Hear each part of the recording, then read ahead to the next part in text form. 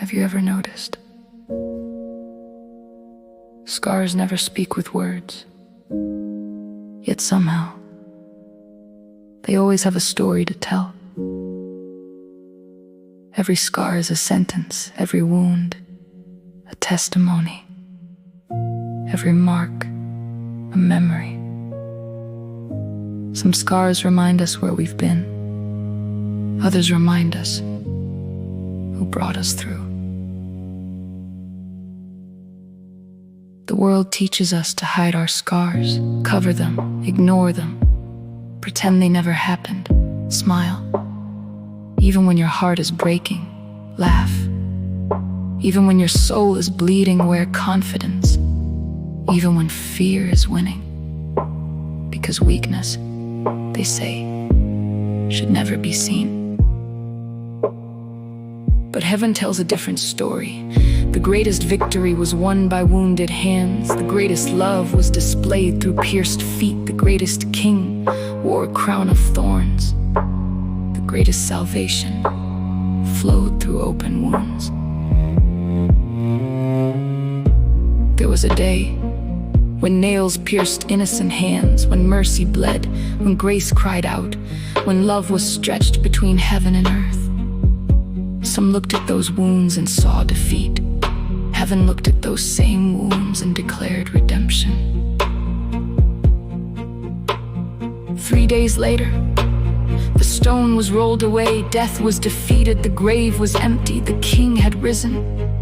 But something remarkable remained, the scars.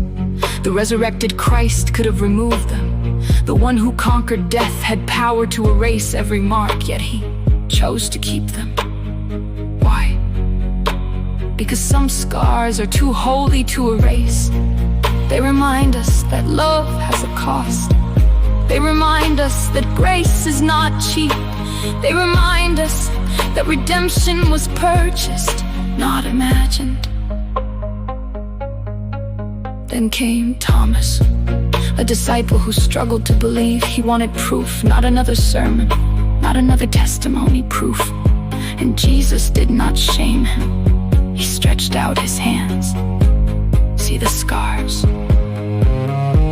The scars spoke louder than 1,000 arguments. They said, I was there. I carried your sin. I defeated death. You can trust me. Maybe that's why God doesn't erase every scar from our own lives. Not every scar is a sign that God abandoned you. Sometimes a scar is proof that God brought you through.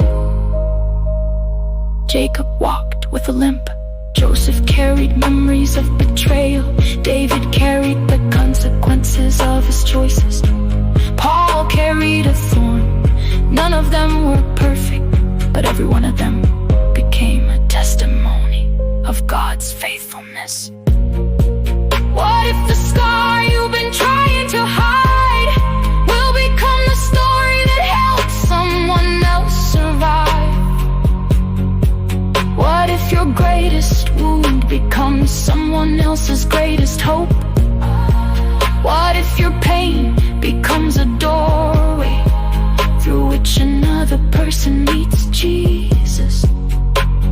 Because God has always had a way of turning wounds into worship, ashes into beauty, mourning into dancing, brokenness into blessing, crosses into crowns, graves into gardens. The enemy points at your scars and says, look what happened to you. Jesus points at his scars and says, look what I did for you. The enemy says, you'll never recover. Jesus says, my grace is sufficient.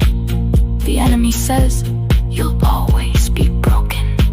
Jesus says, I make all things new. So don't be ashamed of the scars God has redeemed.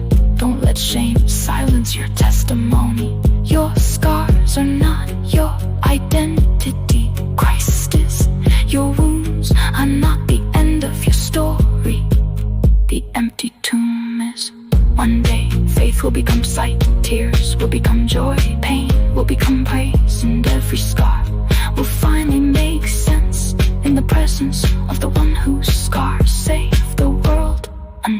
that day. Let your scars speak, not of defeat, but of faithfulness, not of despair, but of hope, not of death, but of life. Because the loudest scars in all of history still belong to the risen Christ, and they are still speaking. They speak of forgiveness, they speak of mercy, they speak of redemption, they speak of victory, and above all they speak of a love that death itself could never silence.